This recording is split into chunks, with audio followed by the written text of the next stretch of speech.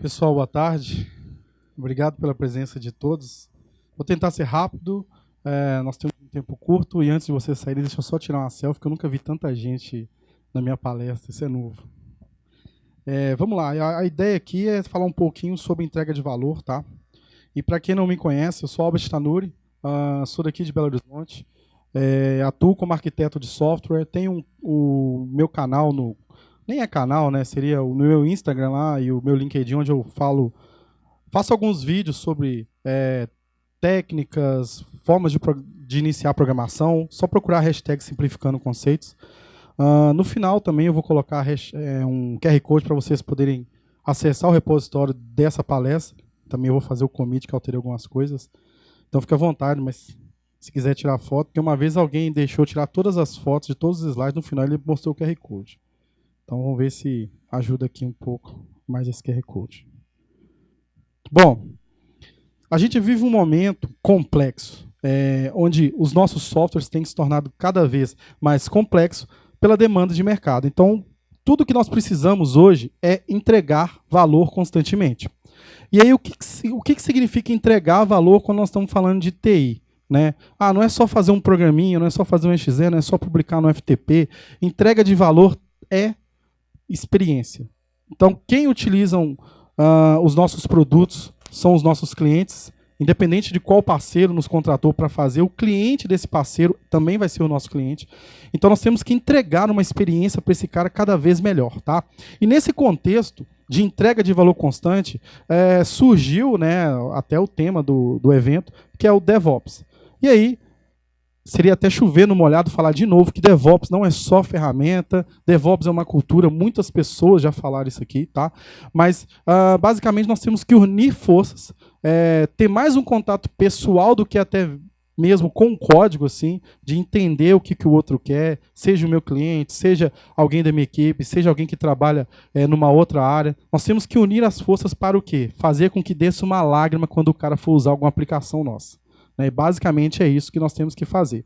Então, DevOps é essa união. E quando fala-se de DevOps, existe um monte de sopa de letrinha que a gente ouve por aí. DevSecOps, aí ontem eu vi um outro termo que é o Flare DevOps, Buzz DevOps. Tem uma sopa de letrinha e essa sopa de letrinha vai além do DevOps. Ela vai muito para o ferramental, vai muito para tecnologias também. Certo? Existem metodologias. Então, se você for olhar esse buzzword que nós ouvimos hoje, né, as palavrinhas mágicas, as bonitinhas, sopa de letrinha, nós estamos inseridos num contexto complexo. Basta vocês olharem para essa imagem e escolher um. Vamos pegar aqui. Eu sem querer olhei para a cultura, né? Vamos pegar build. O que eu vou fazer em relação a build? Né? Então, eu vou disseminar um estudo, eu vou adentrar em build e estudar uma infinidade de padrões, uma infinidade de ferramentas para eu conseguir fazer uma build. Tá? Então, é um momento complexo. E, diante desse momento complexo, eu, particularmente, gosto muito de simplificar, dado simplificando conceitos. Né? Gosto muito de utilizar o Azure DevOps, porque nós estamos vendo aqui 5 pilares do Azure DevOps. Tá? O Boards, o Azure Apps, o Pipeline, os Test Plan e os Artifacts. Todos esses pilares, eles são ferramentas contextualizadas em um lugar só para eu trabalhar com muitas daquelas sopas de letrinha que nós vimos. Então eu tenho que gerenciar muitas ferramentas. Eu posso centralizar isso num lugar só utilizando o Azure DevOps. E aí é interessante que você for olhando na ferramenta, você consegue ver claramente onde cada time pode atuar, tanto individualmente quanto em conjunto. Então, na visão de gestão e de agilidade, eu tenho o Azure Boards. Na gestão de código, na gestão das minhas entregas e integração contínua, eu tenho um pipeline. E por aí vai. Então, eu gosto muito de utilizar o Azure DevOps como uma solução de entrega de valor. Mas se eu já atuo num cenário onde eu tenho algumas ferramentas que possibilitam já fazer essa entrega de valor, eu utilizo um Jenkins para fazer um CI e um CD. Eu utilizo o Bitbucket para ser o meu gestor de código-fonte. Eu posso trabalhar ainda junto com o Azure DevOps, integrando com essas ferramentas. E não é só Microsoft, não é só Azure. Com o Azure DevOps eu consigo entregar para a AWS, eu consigo entregar para várias clouds. Tá? É muito simples de estender. Então, nós utilizamos o Azure DevOps para fazer uma infinidade de coisas hoje. E uma das coisas que, para quem é desenvolvedor, né, e não só o desenvolvedor, isso influencia muito também com a equipe de Ops, influencia muito com a equipe de negócio, é basicamente o que nós temos aqui. As aplicações, elas são compostas por configurações. Normal, eu vou conectar no banco de dados, eu vou usar um hash para fazer uma criptografia, enfim, vários tipos de configurações e chaves e dados que são sensíveis, e essas aplicações, elas possuem comportamentos, né? O usuário vai interagir com a minha aplicação e, de alguma forma, ele vai ter uma experiência legal ou não. Só que as configurações, muitas vezes, elas podem alterar. E na entrega de valor contínuo, eu não posso me dar ao luxo de perder muito tempo para entregar alguma coisa para o meu parceiro. Então, o que isso significa? Eu tenho que otimizar caso alguma alteração na minha aplicação eu seja rápido para entregar um novo valor. E aí, por isso, existem as automações. Mas o que eu posso melhorar nesse processo de automação? Hoje eu venho trazer dois conceitos que eu tenho utilizado bastante, que é o Config Server e o Feature Toggle. Tá? O Config Server, basicamente, ele trabalha de um dos pilares do 12 Factor, que ele tem 12 pilares. Um desses pilares é sobre configurações. E as configurações, elas são muito voláteis, elas podem alterar constantemente. E essas configurações, elas também podem alterar por ambiente. Então, como que nós fazemos hoje numa entrega de valor constante, fazendo um CI e um CD para uma aplicação? Transformações de strings em algum arquivo de configuração, independente da tecnologia que nós estamos utilizando, certo? Mas imagina o seguinte, eu quero otimizar isso. Eu não quero, às vezes, ter que recompilar a minha aplicação para fazer essa entrega de valor constante e alterar uma configuração de um banco de dados, por exemplo, que pode ser uma alteração complexa, né, que eu tenho que rebuildar minha aplicação para fazer todo o pipeline, fazer todo o CD, e eu tenho que alterar isso dinamicamente, porque, sei lá, aconteceu alguma coisa no meu servidor, eu tenho que criar uma nova instância do banco, enfim, e várias outras configurações. Eu tenho que ter a possibilidade de alterar esses valores e também de não delegar o gerenciamento dessas informações sensíveis à minha equipe de desenvolvimento. Não que ela não tenha capacidade disso, mas por que eu vou deixar a connection string do banco de produção aberto para um dev? Sabemos que somos usuários também, apesar de desenvolvedores, e a gente pode fazer qualquer coisa para atrapalhar o sistema, né? A gente vive imputando bug a cada código que a gente escreve. E aqui tem um cenário que a gente, fazendo uma ilustração com o .NET Core, que é o seguinte, o .NET Core ele já utiliza arquivos de configurações para centralizar essas informações para a aplicação inteira. Então, onde eu vou acessar minha connection string? Lá no meu arquivo de configuração. Onde eu vou acessar o hash da minha criptografia? Lá no meu arquivo de configuração. Eu não coloco isso em hardcode. Hoje o .NET Core ele trabalha com JSON, YAML, INI, Environment Variables. Só que nesse processo de fazer minha aplicação, trabalhar nessas configurações e ainda depois submeter para o meu ciclo de integração e entrega contínua, eu tenho ambientes distintos. E cada ambiente vai conectar em um banco diferente, vai ter uma hash diferente. E aí, nesse processo de compilação, para gerir essas configurações, eu executo, de fato, um processo de transformação de string. Onde está a connection string? Para dev, você vai alterar para connection string de HMG quando você estiver no ambiente de HMG. E eu compilo essa informação e entrego lá no ambiente para o pessoal utilizar. Funciona? Sim. Está errado? Não. Mas se eu tivesse uma outra abordagem, por exemplo, atuando com um config server, e esse é um conceito que não está ligado a Azure, não está ligado a Microsoft. Um config server vocês podem usar qualquer um, por exemplo, o Spring Cloud Config. Já usei bastante. E eu tenho uma aplicação .NET Core que ela vai solicitar a configuração de acordo com esse ambiente para o config server. E ele vai entregar para essa aplicação as configurações que estão sendo gerenciadas por alguém em um servidor de configurações.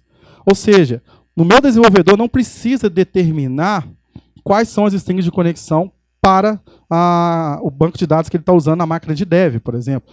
Eu, como gestor, eu posso criar uma configuração específica para esse desenvolvedor e passar para ele essa informação sem que ele tenha o conhecimento das chaves, enfim. Então, o server, ele abstrai as configurações para mim. E o que eu ganho com isso? Agilidade. Se eu tenho um config server que entrega para mim a configuração em algum momento, se eu alterar essa configuração, dinamicamente eu vou alterar a configuração da minha aplicação, tá? E um outro conceito que ajuda muito nessa entrega de valor, eu estou falando de configurações, mas também eu estou falando de comportamento, são os feature toggles, ou os feature flags, que é uma forma de você trabalhar no comportamento da sua aplicação de acordo com a sua necessidade.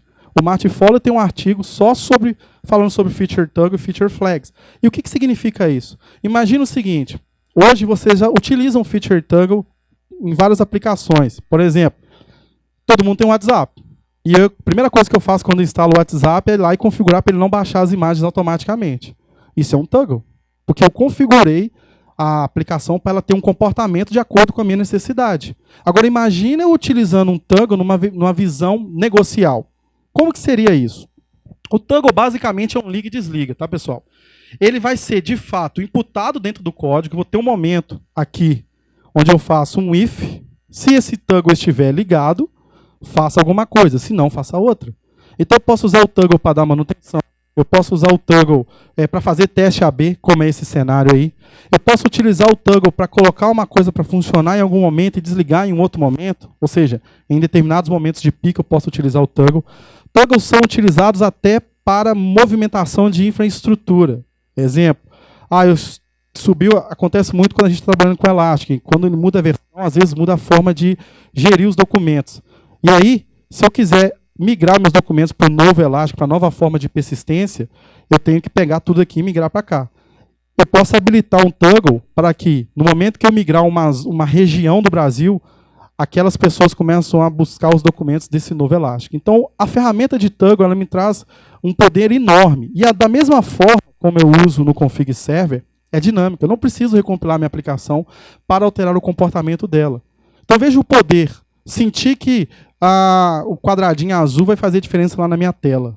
Você tem razão que isso é a melhor opção? Vamos testar? Que a gente tem que testar, errar rápido para entregar valor constantemente. Cria um toggle. E aí eu coloco o quadradinho azul e libero esse quadradinho azul para 67% dos meus usuários lá em Belo Horizonte. Não está tendo muita aderência, a galera está reclamando, desliga o toggle, volta ao comportamento normal. Então eu tenho muito poder quando eu altero o comportamento da minha aplicação dinamicamente. Tá?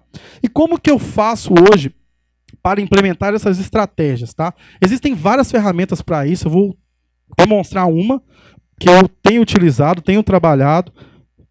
Comer o W aqui, ó, do preview, foi mal, o cara sabe codar, mas não sabe escrever. Eu estou usando o App Configuration, tá? Que é uma ferramenta da Microsoft, disponibilizada na Azure. Ela ainda encontra-se em preview, por isso nós não pagamos pelo uso. Tá? Ela já está disponível para todas essas tecnologias que vocês estão vendo. Repare que tem ASP.NET Core, .NET Core, .NET, que é o Full Framework, Azure Function e Java Spring. Não tem disponível para Node.js, não tem disponível para PHP? Tem. Como que? Com REST.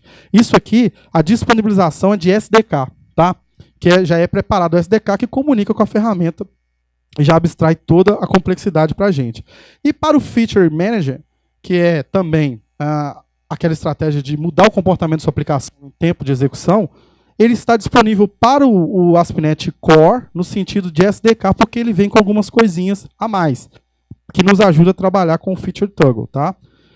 E aí, com esse poder que nós temos nas nossas mãos, pelo Azure App Configuration, eu consigo gerenciar as configurações, separar elas por ambiente. Né? Então, dinamicamente, eu posso criar as minhas configurações por ambiente.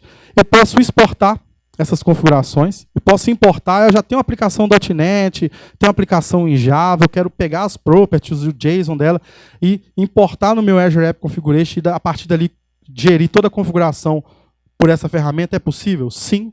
E se eu alterar alguma configuração, eu ainda tenho versionamento dela. Então, eu consigo restaurar essas configurações. Então, repare que agora eu estou gerindo as configurações da minha aplicação. E é legal falar também dessa entrega de valor constante, que o Feature Toggle ele passa a não ser somente, apesar de estar no código, gerar um débito técnico, gerar um melhor gerenciamento, mas ele passa a ser uma decisão negocial da equipe de negócio, fala assim, cara, habilita ou não habilita. Eles têm o poder de habilitar ou desabilitar um Toggle, se for necessário. Tá? Hoje, para integração com o .NET Core, nós temos os dois packages, um que gerencia as configurações e um que gerencia o Feature Toggle. E para o Spring, aplicações feitas em Java, nós temos um SDK desenvolvido para fazer essa comunicação com o Azure App Configuration. O que não houver aqui, REST. Beleza? E aqui, né, eu trouxe um vídeo rápido para mostrar para vocês algumas opções ou como que funciona o Azure App Configuration, tá? Nesse primeiro vídeo aqui, que é bem pequeno, eu vou criar a configuração lá na Azure. É bem simples, eu crio um resource, defino aqui qual o tipo de resource que eu quero criar, que é um App Configuration. Bem simples, dá um create. E basicamente o que eu vou ter que informar é qual que é o nome do meu config server, a subscrição que eu vou utilizar, o resource group que eu vou utilizar, pode ser um resource group existente ou pode ser um novo resource group para agrupar os seus recursos, tá? E, recentemente a Microsoft liberou mais regras para as configurações, então a latência vai diminuir, tá? E ele trabalha com cache, então agiliza muito o processo para a gente. É que eu estou criando a aplicação, tá? Isso aqui eu criei o Azure App Configuration. E nesse momento, depois que eu criei o meu Azure App Configuration, eu vou fazer o quê? Eu vou criar as configurações que eu vou trabalhar nessa aplicação. Então tem aqui meu config server, foi criado. Ele tem um endpoint para acessar, tá? Esse endpoint eu posso também guardar no Key Vault e disponibilizar no meu pipeline de DevOps, lá no Azure DevOps, para poder fazer as configurações e conseguir conectar no meu Azure App Configuration, tá? É interessante que utilizando o DevOps, o Azure DevOps, nós temos o Azure CLI. E pelo Azure CLI eu posso baixar essas configurações da Azure, fazer um cache na aplicação, porque se não conseguir conectar, eu tenho pelo menos um cache na minha aplicação. Então, aqui eu estou criando uma key, tá? Eu criei DevOps BH para determinar que essa é uma configuração para essa aplicação. O dog e o dog name é uma section, e dentro dessa section eu tenho uma propriedade chamada dog name. E aqui eu estou determinando o nome de um cachorro e qual que é o label, que é o ambiente que eu vou utilizar, tá? E isso aqui, pessoal, é um padrão que eu utilizo, tem a documentação certinha do Azure App Configuration, tá? E o que essa minha aplicação faz? Com base no ambiente, ele busca imagens aleatórias de cachorros. Então, se você estiver no ambiente de desenvolvimento, você vai pegar o Akita, se estiver no ambiente de produção, ele vai pegar imagens de um boxer, certo? E eu também configuro meu Feature Manager, ou seja, eu centralizei as minhas configurações, os meus comportamentos no mesmo lugar. E eu vou criar um toggle, que eu vou falar que é beta. Esse toggle eu posso determinar que ele vai ser para algum determinado ambiente, certo? Uma descrição desse toggle, tá? E dou um apply. Ainda não há, aqui eu tenho um on-off, é um tipo de toggle, né? Ligar e desligar. Tem vários outros tipos de toggle. Ainda não há uma extensão do Azure DevOps que eu consiga atrelar o meu toggle no meu work item para fazer alguma coisa, um rollout, quando eu quiser subir aqui no meu pipeline. É possível comunicar via REST? É possível executar isso? Sim, é possível. Mas como é uma tecnologia em preview, a Microsoft ainda está desenvolvendo algumas coisas, então logo deve soltar uma versão sobre isso. E aqui é como eu integro, né? Eu criei na Azure, agora eu quero integrar minha solução com Azure App Configuration. Então repare que aqui eu tenho um código, lá no program.cs, que eu adiciono as configurações conectadas a um endpoint lá da Azure. Obviamente eu preciso de adicionar o package que eu mencionei anteriormente no slide. Então aqui eu tenho as minhas configurações e ela vai ficar escutando de 5 em 5 segundos. Eu tenho que adicionar o Add Feature Management para adicionar, no meu contexto de gestão de dependência, os objetos do Feature Toggle e adiciono o middleware do Azure App Configuration para ele notificar a aplicação, para ela entender que houve alguma alteração nas minhas configurações, tá? Aqui eu tenho uma abstração usando o iOptions, né, para eu obter essas configurações dinamicamente do meu Azure App Configuration. Esse iOptions é nativo do .NET Core, tá? Aqui eu estou pegando a configuração que vai vir de lá, e aí eu estou passando o nome, lembra o nome do cachorro, para o método que vai obter essa configuração. E logo em seguida, repare que eu tenho uma action que ela está anotada com Feature Gate. E esse Feature Gate tem um nome da minha Feature Toggle, no caso beta. Eu poderia usar no código também? Sim. E uma coisa que tem no ASP.NET Core é o Add Tag Helper. Por quê? Eu tenho uma tag Feature Name e tudo que tiver dentro dessa tag para esse beta, ele analisa se está ligado ou não para exibir aquele pedaço de código, tá? Então isso aqui basicamente é a configuração. SDK, adicionar um program CS, adicionar o middleware, adicionar o service do Feature Toggle, tá? E aqui é a minha aplicação, de fato, sendo executada. Só carregar aqui. Então eu vou entrar, eu subi a mesma aplicação em containers diferentes, com ambientes diferentes, tá? Na minha máquina. O código vai estar disponível no meu repositório. Então aqui eu estou acessando o localhost 5050 e vou acessar o localhost 5151, tá? Ok. E aí ele vai mostrar agora o ambiente de produção. Então aqui eu tenho um boxer. Produção boxer, dev, Akita. Certo? O que eu vou fazer? Eu vou alterar essa configuração. Então, em produção, eu vou alterar o valor de boxer para trazer um cachorro beagle. Ok? Então, eu vou vir aqui, editar. Eu não recompilei minha aplicação. Eu simplesmente estou alterando o valor da minha configuração. Tá? Eu coloquei lá um tempo de 5 em 5 segundos para ele fazer o pull, né, para fazer a conexão de novo.